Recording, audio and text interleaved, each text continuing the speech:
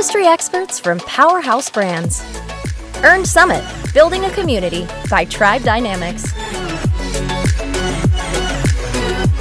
Welcome to our last panel of the day, Understanding the Changing Digital Landscape. We're going to take just a minute here and give everyone a chance to come online and let their Zooms Zoom before we get started. Joining us, we have Soare Tejwani, Vice President Global Marketing of Too Faced, Kory Marchisotto, CMO of e.l.f. Cosmetics, and Claudia Soare, the President of Anastasia, Beverly Hills. So we have an all-star panel that we're super excited to get started with. And we'll give it just another 10 or 15 seconds before we do our proper introductions and embark on what I know is going to be a really rich conversation with everybody. While we're waiting for that, Jenny, do you want to tell us about your golden pig? Yes, my golden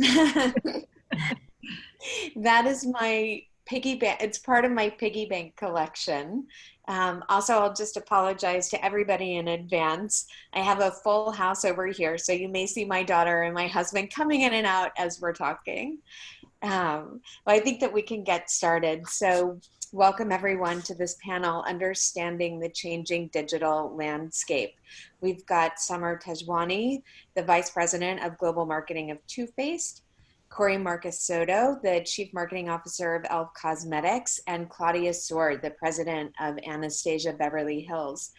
And one thing that we know about this coronavirus pandemic is that it has really solidified the digital acceleration that we've seen in beauty. And we've just seen an explosion in social media activity, increased e-commerce, endless hours spent by consumers on platforms like Instagram and TikTok and YouTube.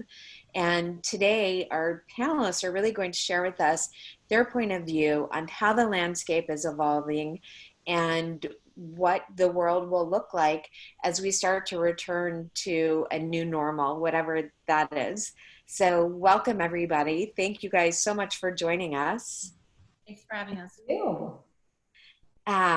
We know that makeup has been one of the hardest hit categories of this pandemic. So I'd like to start by asking each of you what you're seeing in your business. If you can share a few insights and details with us. And Soare, let's start with you. Sure. I mean, I'm sure like everyone else, we're seeing an obvious increase in .com penetration. I don't think that's a surprise for anyone. We're seeing a return to core staples that the consumer can rely on. So whether that's, foundation, mascara, lip balm.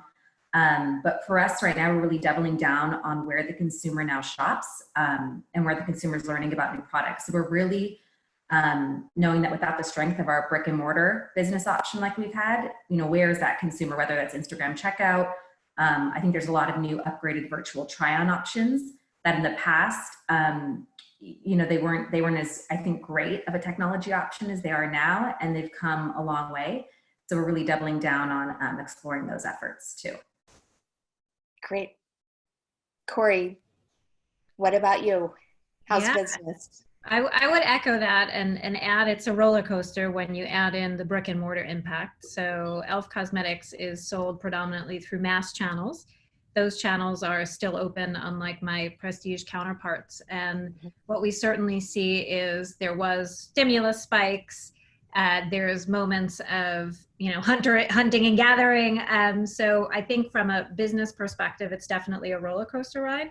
E-commerce has been more consistent and more consistently, obviously, on the growth end of things for obvious reasons. And then there are surges in different types of products. So we've been hearing a lot of chatter around people having way more skin concerns at this moment. So things like acne products have become more important. We're also seeing a surge in skincare generally. People are taking more time for self-care.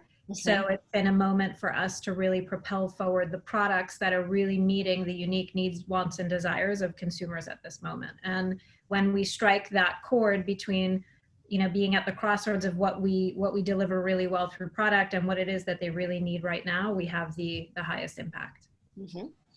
Claudia? Same for us. I think that no one was prepared for that abrupt shift. It was kind of incredibly scary with all brick and mortar shutting down. I think we've never experienced anything like it. So, and not having a plan for it immediately was really challenging. But we definitely shifted with our e-com team and really focused on pushing everything through e-com. Yeah, Instagram shopping, of course, and Amazon. So for us, it was really positive. We saw a big lift in our e-com sales. We were surprised by that. And of course, thank God we are in the brow business, because there's so many Zoom meetings happening that nobody wants to go on without their brows on, drawn on. Yeah. So brow products went all the way up, including even on retailer e-com for us. So that was really great.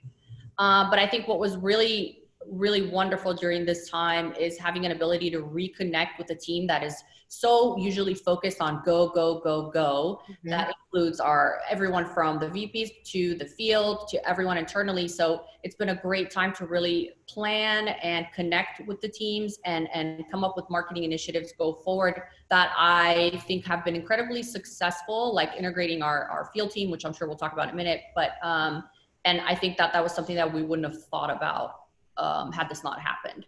Mm-hmm. Well, I'd love to segue into how each of you are driving engagement across your key platforms to bring the brands top of mind. So Claudia, do you want to start? Yeah. So what we did initially is, obviously our founder CEO, Anastasia, Soare, never really had the time to be just super active on Instagram Live and on Insta Stories, but now obviously there is the time.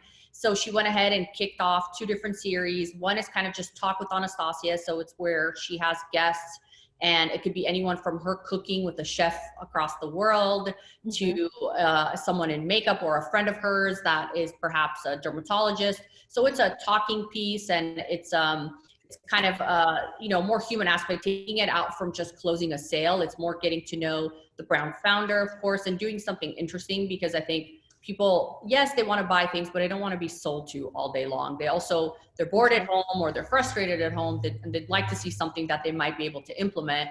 So that worked out really. You want to be let into the world. Yeah, everybody does. And separately from that, Anastasia was so incredibly passionate from day one that we cannot furlough our field team or anybody. So the first thing we have to think about is you have hundreds of field team members that are out there with no stores to go to. Let's make them feel like they are involved, like they're a part of this, that we're a team or a family. So what was really smart, our educational team, Talia Stitch kicked off an incredible series, Time to Learn, with our team, and they go live a few times a week, and they do tutorials.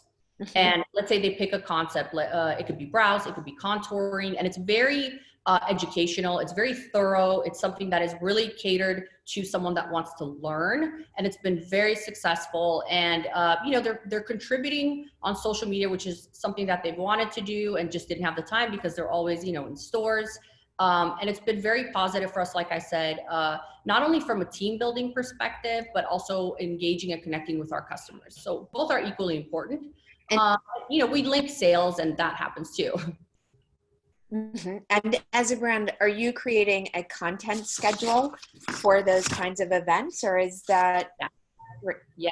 So the educational team really, was able to kind of just take on and come up with what are we going to talk about each and every single week. It's all of our amazing field members. So they schedule all of these tutorials, and they go live, and multiple ones of them come up on there. And it's really, really great for consumers that want to learn. Sometimes they see amazing photos or videos on Instagram, and they're like, okay, that looks really nice, but I don't know how to do that. So it's great for that consumer. It's a good time to connect, giving them that one-on-one time that maybe they wouldn't have gotten in store just because of circumstance.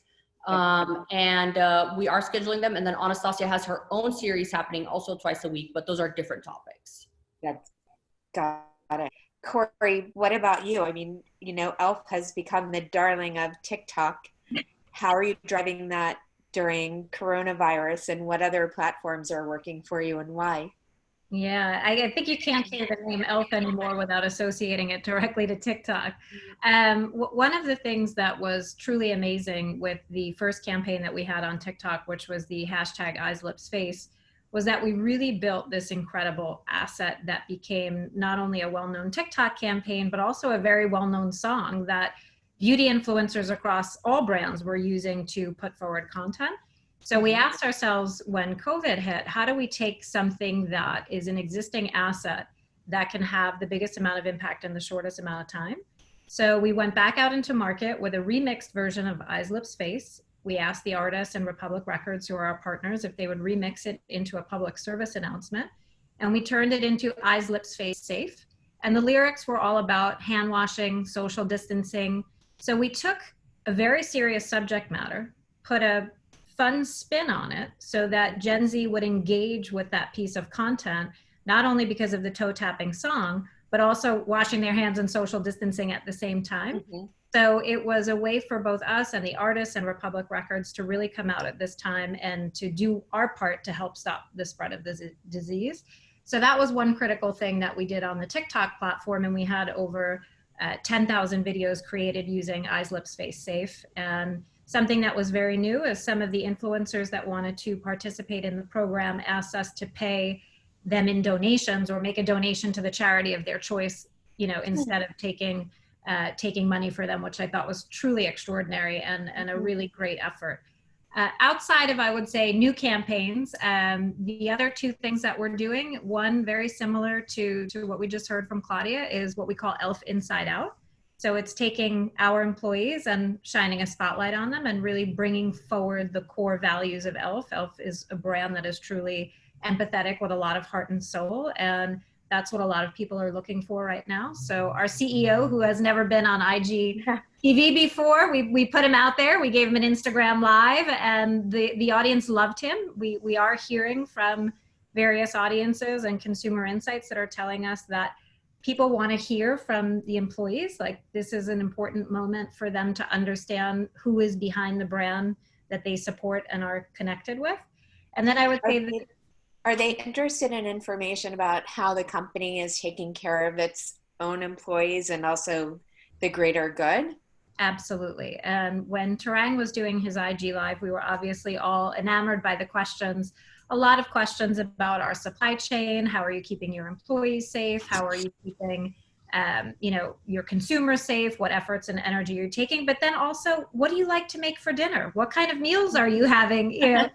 So they also wanted to break into the personal side of our CEO. So, that's been a critical component for us. And as we start to showcase it, we see a huge amount of engagement in our audience, loving seeing our employees and our product developers in their living room and in their bathroom, looking at their makeup drawers. So it's to Claudia's point, something we would have never thought to do before. And it's been really high engagement and really high interest level. And I would say the third thing that we're doing is unique collaborations or encounters. So bringing in new facets to our brand. We just recently did a great collaboration with Jen Atkin and Mary Phillips, where they did a tutorial together using our product to engage new audiences around e.l.f. And then we just also kicked off an encounter with Chipotle.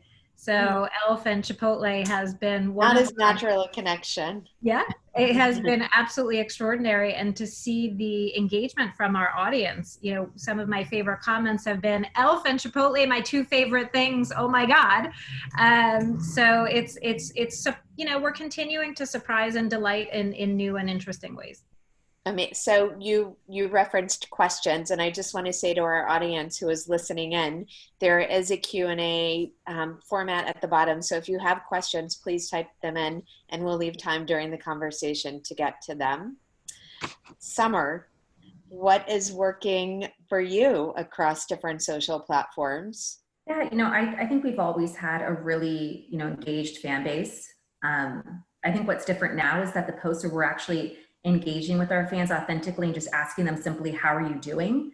Those are the posts that are really driving the most engagement. What's been really amazing is seeing other fans on social supporting each other. and supporting fans that, you know, might be literally isolated at home by themselves. So we've been seeing fans lifting each other up, commenting on each other's comments. And that is kind of the beautiful thing about social, and seeing it kind of return to that. I think sometimes social, it can get a little bit ugly. So seeing it return to this authentically good place where we can lift each other up and build a community, even if we can't be together in person, has been pretty amazing. So what isn't working? Where have you had to pivot?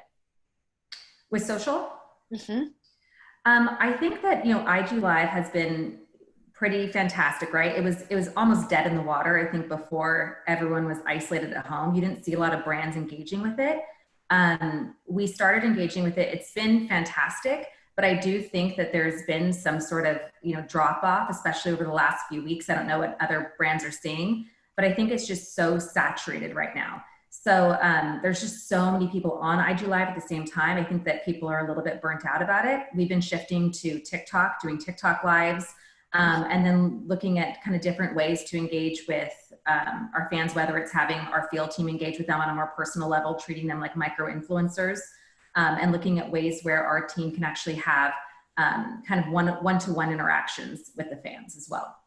And what kind of content are you seeing performs better on TikTok than on Instagram, and vice versa for all of you? I would say you truly have to treat each platform as independent units and ensure that you're customizing your content to what the audience not only wants to hear from you on that platform, but how they engage with that platform. So when I think about TikTok, it's, you know, what people love about TikTok is it's unpolished, it's real, it's raw, whereas Instagram is more highly curated. So what's really critical is not thinking you can take your Instagram asset and push it out onto your TikTok platform. But when what you can do to create surround sound and synergies is say, okay, I'm going to push forward this particular product. In the case of e.l.f. right now, we're really focused on our poreless putty primer. How can I create an asset that is going to have the right impact on Instagram? So we shoot a specific campaign and activation there. And then how do I bring forward that same product in this same moment to create that surround sound with a unique piece of content specifically for TikTok? And I think that would be my biggest message for marketers, is you can still be consistent while creating customized content to be relevant to the individual needs, wants, and desires of people on each of the different platforms. Claudia, I see you nodding in agreement. Yeah, I have to say, no, I agree with everything she said. I think it's really important to create different content for TikTok. It doesn't work just reposting what works on Instagram there. I think also the consumer is a lot younger, so they don't really respond that well to something ultra polished because they're not going to do all of that. So, you know, they want something simple and easier and you know, that suits them. So what's an example of something that has resonated for you on TikTok? We're actually not fully active on TikTok yet. We're just, I'm into it. I really like it, but I really want to do it right. And I think that it's gonna really depend on the right content creators. You know, it's not something that you can do. You really need a lot of fun, high energy content. That is not something you can just whip up in an office. Mm-hmm. And for me, I don't ever want to create anything cringe. I'd rather not do it at all. So I'm thinking. And what about, has it been difficult to create professional looking content at a time when you don't have access to all of the professionals that we normally do? How are you getting around that? In a lot of different ways. So yeah, it's incredibly challenging. Obviously, all of our shoots have been canceled for obvious reasons. So we found other clever ways. For a recent campaign that we were shooting, we actually went out to a photographer in Mexico who lives on a beach, and we sent him a basket of product and had him do a shoot specifically that normally we would have been on site for, but in this case we can't be on site to direct or produce. So you have to give up some level of control and give direction in other ways. Using employees has been also a content creation pool for us. And then I would say your other best friend is go into the archives. I think very oftentimes as marketers, we get hung up on, oh my gosh, that's old. We've seen it, we've done it. It's really easy to refresh an existing asset. Sometimes just changing the headline or giving it a unique crop all of a sudden makes an old asset new again. So don't be afraid to open that treasure chest. We may be tired of it, but chances are your audience hasn't even seen it yet. And especially because we're all seeing this huge surge in engagement and traffic, you have a very high probability that you have a lot of new people coming to your platform. So serve up those archives in a new and fresh way. I think for us, what are you? Oh, I was just going to say, Jenny, for us, we've been exploring doing FaceTime photo shoots, which has been super cool and has turned out, just as good as any photo shoot we've done in the past. We also have, which is great, and it's a lot more reasonably priced. The other thing is we have an in-house team. So our photography and video team and our social team, just incredible photography skills on their own. So they're actually shooting at their house in their bedrooms. And once again, it's also turning out just as good as anything I've ever seen. So I think relying on the talents of the staff that you already have, tapping into their creative skills and giving them a chance to show them is something that, marketers should also look into. Mm-hmm. And what are you seeing on YouTube? As far as like content that's working? Yeah, and is it working as well? We're seeing stats that would indicate that there are high levels of engagement. Oh yeah, people are definitely watching videos right now, that's for sure. I don't think that the kind of content has changed. It's just, I think that people are absorbing content really fast. So keeping up with it and turning stuff out is not really that possible, especially because YouTube is generally a little bit more polished. It's more of a professionally edited video versus, going on IG Live. But, we plan our content really far in advance. So that's good. 2 months hasn't really, we don't really feel that impact with regards to content. I mean, if it was 6 months, it'd be a different conversation. But for now, I think it's pretty good. But yeah, YouTube is very engaged right now. It's great. So we've touched briefly on influencers. How is the role of the influencer evolving and changing? I mean, for me, I think that, I personally think that after this, brands will lean on influencers more than ever, I think, to create content for them turnkey when you can't rely on a professional photography studio and video crew and whatnot. I think that if anything, this will only boost the influencer business. I don't think it will diminish it in any way. I absolutely agree with you. Yeah, and I think in addition, looking at the field teams and treating them as, as I said earlier, the influencers they are, this is a group of incredibly talented people who are, these top makeup artists, know your products, know your brand inside and out. So giving them a chance also to utilize their own personal platforms and to create content for your own platforms. Yeah, I definitely echo all that sentiment. And I think that the role of influencers is going to continue to shift, whether it's the micro influencers, which we have a lot of success with at e.l.f. So the role of micro influencers versus mega influencers and how you use them. But I think right now across any of the influencers, what's really important is just being real, and people are enjoying seeing lo-fi content. They're enjoying seeing people real in their homes. You started Jenny this off by saying, hey, you might see my husband or my daughter, and this is my piggy bank. People are loving that. They're loving this intimacy, this look into your real life, because it's more relatable than a lot of what we had seen before. So I think that's going to stick around. And what else do you think sticks around? Like, as we all are looking at the long haul, like, what are some of the permanent behavioral changes that you think will be, what are some of the behavioral changes that you think will be lasting and permanent? In terms of being, a marketer and some of those behavior changes, I think that for most of, these beauty brands that are big on social, I think that, we all called ourselves digital first brands or social first brands or socially native. But I think this is really reminding us, and especially for brands that have a large brick and mortar business, that you also have to be a .com first brand, at least during this environment. And what does that mean? And what does that look like? And what kind of choices do we have to make to be putting at this moment in time .com first? So let's talk about e-commerce and putting .com first. What are each of you seeing and between your own .com sites and third-party sites, retailer sites? How are you driving to both, balancing both, and what's your feeling going forward? What we've seen and research continues to tell us is the consumer wants the choice. They don't like to be dictated to. So even when we think about social shopping where you create the unified shopping experience, we had test results tell us that when we put e.l.f. alone to allow them to shop off Instagram versus if we say you can shop at e.l.f. or Ulta or Target or Walmart, we had remarkably higher success rates when we give them the choice. Even though they, with the choice, actually choose e.l.f. more often, it just boosts the number of clicks we get to cart. So I think it's choice, and very oftentimes brands want to create this vision of, you know, where they are available, and the truth of the matter is the customer decides. So one of the critical things that we've done outside of creating a unified shopping experience through social is also implementing receipt scanning. So what was critical for us is we have an amazing loyalty program and our consumers love our loyalty program, but Ulta also has a fantastic loyalty program.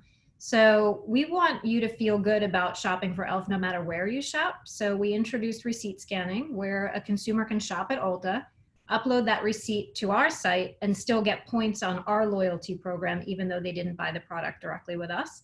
So I think it's this consumer first lens that really allows you to draw the right strategy that's going to keep them not only coming back, but also building that brand advocacy.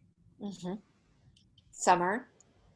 Yeah, I would agree with you. I think that, you know, we look at our own brand.com as this big billboard, right, for ourselves, where we can tell our own story. We're in control of our own story.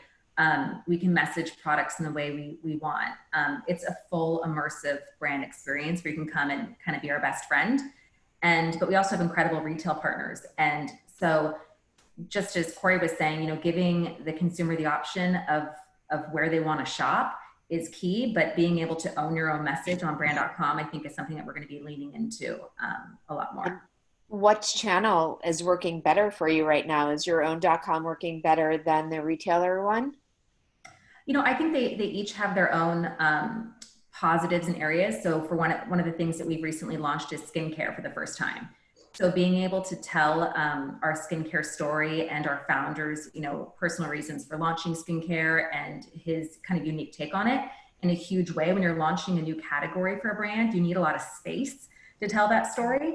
And you don't have, you know, all the space in the world on your retailer platforms. So being able to utilize that on our brand.com has been, you know, pretty fantastic. So I think leaning into areas where you need to tell a bigger story and using your brand.com to do that.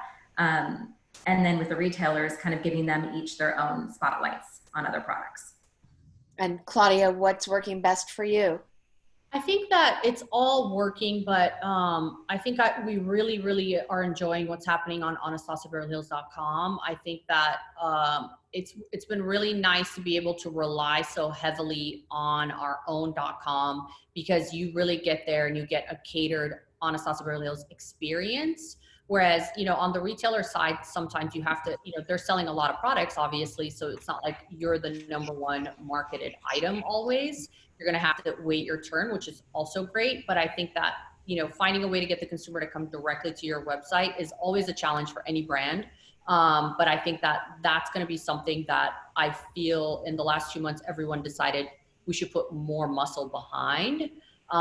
Because as Summer said, you really get to tell the story there with specifics, with the education, and then also not have to deviate the consumer in any way because you're on a retail website. And how promotionally minded is the consumer right now? We're actually not seeing more promotional than usual. I think what's working for us is when we hit product resonance, when we're focused on what they're focused on rather than trying to push the plan as we intended. So I'll give you a perfect for example. March was a big lip campaign for us, and you can imagine the timelines you draw to get a big campaign to market for a new product, and you have shoots and you have all these assets ready to go live. Well, then obviously lipstick took a plunge when COVID hit for obvious reasons. So what was really important for us was to know when to pull the plug and focus on what matters to the consumer. So when we switched our messaging and our assets and we started to go forward more with products like a poreless putty primer or our skincare, we saw higher levels of engagement and higher levels of conversion. So I think it's really a matter of being in tune with what it is that they want, understanding clearly what the sentiment is, and constantly combing all the consumer sentiment that you have available, putting it in the cement mixture, and then putting out there what it is that's going to matter most to them in this moment. So we've had great success with that. And then I think the other thing is, right now all tides are rising in the digital space. You have more digital engagement on the social platforms, which is translating to higher traffic across all the sites. So I think what's really important is for brands to understand where is your audience and make sure you're showing up wherever they are. So if your audience is hanging out on TikTok, find a way to be on TikTok. If your audience is on Amazon and that's, what they look like and where they're shopping, find a way to get on there quick. Because to Summer's point, our websites are fantastic billboards and outstanding brand meccas. At the same time, it's not the only place to shop. So I think it's really critical that we have a very frictionless experience. One click, where are you? How do I get you to shop? And make sure that you can easily add to basket. And in the prestige market, how important are you seeing promotionality? I'm not seeing it that much, but then our brand is not really promo heavy. We resist that as much as possible. Just because I think it's once you start that, it's not ending. And then it's very hard to really gauge the value of something when a consumer expects it to go on promo 3, 4, or 5 weeks later. I think it's very important to kind of stand your ground and not be kind of so panicked that it's a fire sale. I get it. It's a terrible time right now, but if you could kind of hang on, it retains the value of the product. I think that's extremely important. I mean, would retailers like promos all the time? Sure. But I think on the brand side, it's something that you have to be really, really conscious of what's the best for the brand long-term and what is the message that you're sending when you become really promotionally heavy. It's not something that ever stops. Yeah, I couldn't agree with you more. I think that you really have to be disciplined in times like this, not to go after the short-term easy dollar, and really think long-term. The quality of the brand and what people are willing to pay for it is what you're willing to sell it for. So if you're selling it at a sale every day, then you're long-term cheapening the brand and the brand equity. Yeah. How are you guys thinking about launches? So we pretty much, sorry, Claudia. We ask our consumers directly. So we do a lot of Instagram polling. What do you want to hear from us? Do you want new products? So on and so forth. And we respond to that because, we have seen and heard some brands pulling off launches, deciding it's not the right time to put a product to market. Our audience wants it. They're home, they're experimenting, they want to try new things. So we're going to continue to give them what they ask for and what they want. Claudia? We pushed off all of our launches in March and April right away, canceled everything. And we just had a launch this Monday, which was incredibly successful. But I think, giving people that 2-month little pause where we're not trying to sell them stuff while everybody's panicked. They didn't have answers. They didn't know what's going on. I think now people are getting closer to coming to full terms with what's happening in some sense and really looking forward to a resolution. So I think they're not as guarded about a launch as they were in March, where nothing really felt like the right move. And I think that go forward, obviously, I think it's important not to over launch. We planned this year really light on purpose, just because I think consumers are a little bit exhausted in general, unrelated to COVID, just too much stuff out there. But I think that moving forward, what I'm sensing is a lot of consumers are getting to the point where they're bored and they're frustrated because they're stuck in the house and they want something exciting, something new. So I think they're a little bit receptive now to launches. Interesting. Summer, are you seeing the same thing? I would, totally agree. I think that for us, we've always viewed makeup as a mood booster. It's something you do to, feel good. And even if I'm, you know, sitting at home alone, I may be wearing a little less makeup, but I feel better when I put it on. Yeah. And for us, we're looking at our launches in terms of, you know, what are the products that the consumer is going to be going after to make them feel good. And it might not be a super pigmented lipstick, you know, right this second, especially if, you know, people are going to be walking around wearing masks. But it might be, you know, an easy foundation that the consumer needs, or more emphasis on lashes, eyes, brows, which, you know, is pretty obvious. Great. Well, in our remaining time, I'd like to turn our attention to some of the questions that have come in. One question, Kory, we started using TikTok and we have about 50 videos. On average, video views have been under 500. Any advice to boost those numbers? Test and learn. TikTok is definitely a test and learn platform. We launched our TikTok channel, a new TikTok channel during the time of COVID, actually on March 13th, and we see it as a pure test and learn. And sometimes it's inexplainable, and that's the beauty of TikTok also, is you're never going to find a formula. There are some things that we put out that we think are just not very sexy and not fabulous, and they're our best performing assets. So I would say just keep at it. Watch your content, make sure you build it off what's happening on the platform, spend time on the platform to understand what people are responding to, what trends you're seeing on there, and then put your content out consistently. We've tried tons of different things, lots of ASMR, lots of tight product shots. Sometimes you're just seeing, one of the most viral campaigns that we saw, which propelled one of our products, wasn't even a piece of content we put out. It was actually somebody shopping and videoing with their phone, their screen on Ulta.com buying our product, and it went viral. So, you know, one of the most important things I think with TikTok is not having a preconceived notion, really going in there and saying, I'm going to test and learn with everything I put out, and I'm going to do more of the stuff that I see higher levels of engagement with. And then does that work? Is there consistency once you know the formula and what works for the brand? Is it then pretty even? I would say there really is no formula. I mean, we have, I think we're up to 70 pieces of content, and our engagement can range sometimes from 500 to 500,000. And, you know, you can't really pinpoint a formula. What the formula I would say is make sure that you're, one, know who's on the platform and what it is they love about your brand. Two, know your brand and always stay truly authentic to who you are. Never veer from that, no matter what platform you're on. And then three is have no fear. Go out there, see what works. That's the beauty of TikTok. It's all about self-expression, and self-expression doesn't have any rules. It means different things to different people. So it's really a place to go and play and have fun and test and learn. And if you really want to boost fast, you definitely should work with some TikTok creators. So there are, you know, the new influencers are the TikTok influencers, and, you know, start engaging, building relationships with them, work with some of them, see how their content performs specifically on your channel, and that will start to bring more eyeballs to your channel. So Claudia, this next question is for you. Speaking of influencers, how do smaller brands who aren't connected with influencers start to build those relationships? Do you think that PR companies are the best way, or are there other options? I would say, you know, it's really tough right now. If it was 5 years ago, I would say that it's going to be easy. I think that influencers now are very much their own artistry and production company. So I think it's really hard to get content for free or for low prices now to really in volume in order for your small brand to be known.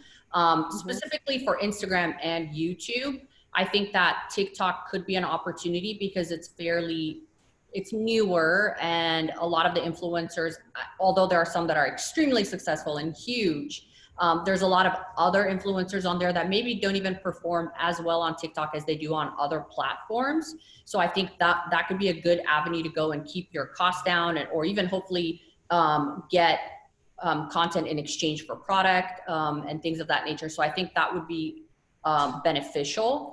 I also think that having some sort of a budget, however small, would really help with small brands to really get their name out there, and going after people that are really consistent and put up a lot of content versus they could be really great and they have amazing engagement, but they might put something up once every 2 weeks. So the consistency might not give them the platform that they want.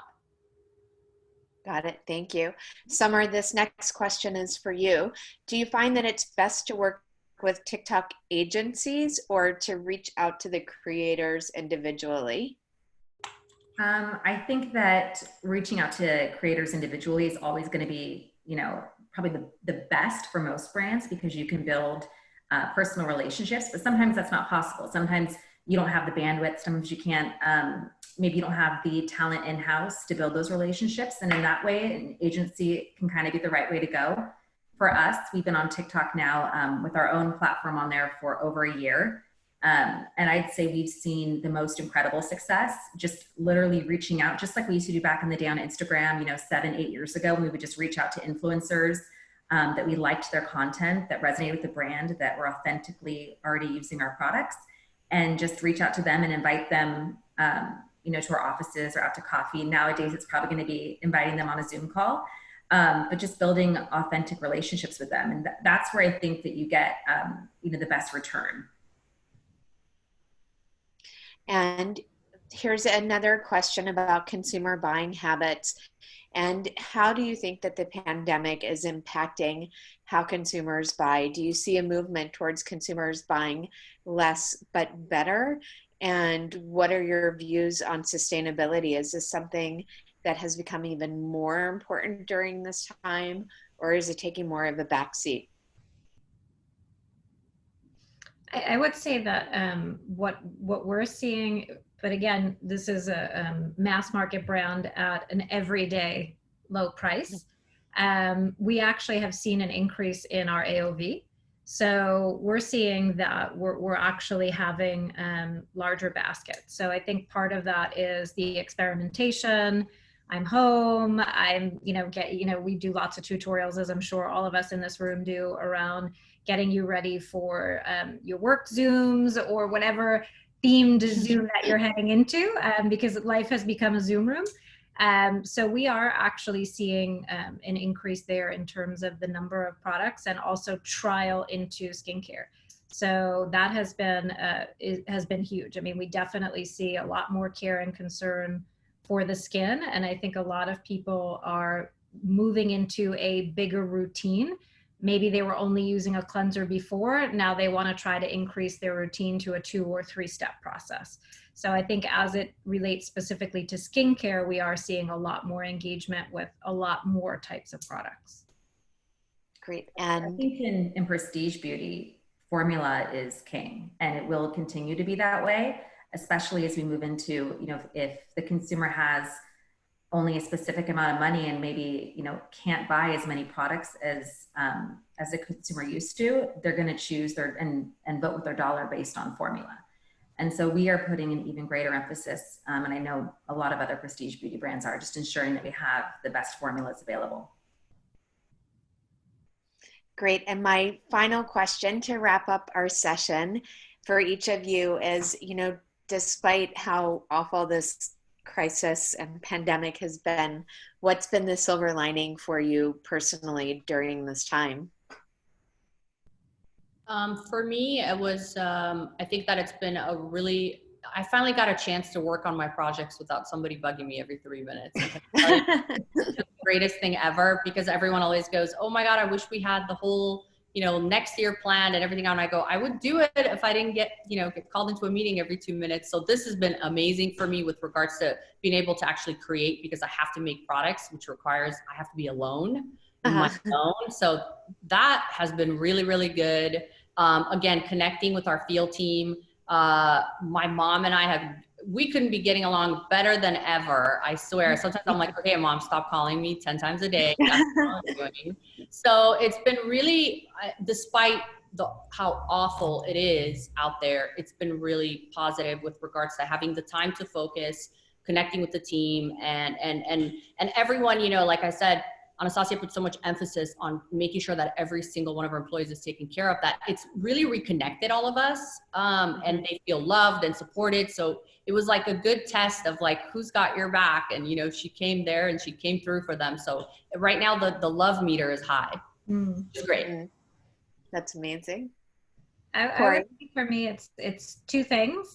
One is creativity, and the other is connection. I think creativity is just reigning everywhere, and creativity is coming from every direction. How people cook. We did a Thrive at Home contest where we asked our employees to send us their meals, and voting on the best picture. And it's amazing the kinds of creativity that people are unleashing, whether they're making their homemade pasta or making bread.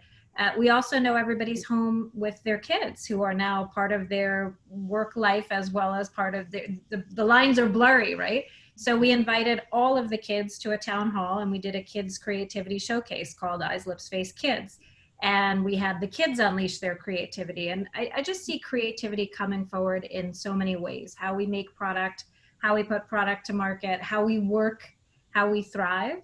And then the other one is connection. And I couldn't agree with Claudia more. We're actually finding that people who didn't connect with each other within our company and may not have even known each other are now hanging out in happy hour Zoom rooms and recognizing that they have all these things in common, and before they didn't even know each other's names. So we're actually building deeper connections with one another. I used to talk to my mom once a week, and now that has changed in terms of cadence. I just even think about my own personal life, and my mom was never on FaceTime before, and now she FaceTimes with me. So, oh no, you. so I think Moms are the silver lining. Yeah, I love it. I think it's just fantastic. Summer, what about for you? Yeah, I couldn't agree with you guys more. I think that the silver lining, with all of this is just how incredible our teams, as I'm sure you'd agree, have been, and to see them rise to the occasion. I'm sure we all feel that we have the best teams in the biz. Their creativity during this time, the strategy that they're coming up with, just super proud of them, and being able to see them shine during this time has been pretty fantastic. Wow. Well, you all have been such an inspiring panel, and I want to thank you for joining us this afternoon. And it gives me great pleasure now to turn things back over to Kanya from Tribe Dynamics to wrap up the afternoon. Thank you. Thank you. Thanks. Sorry, I was on mute. Thank you, Jenny. I just wanted to say a massive thanks to everyone who has joined. It's been great to have you along for the day. Replay videos will be available tomorrow on the site. And while I'm here, I also want to say a massive thanks to the speakers who have not only given their time, but their knowledge as well. And that pretty much concludes our day. Please keep in touch, and until next time. Thanks, Bye. everyone. Bye.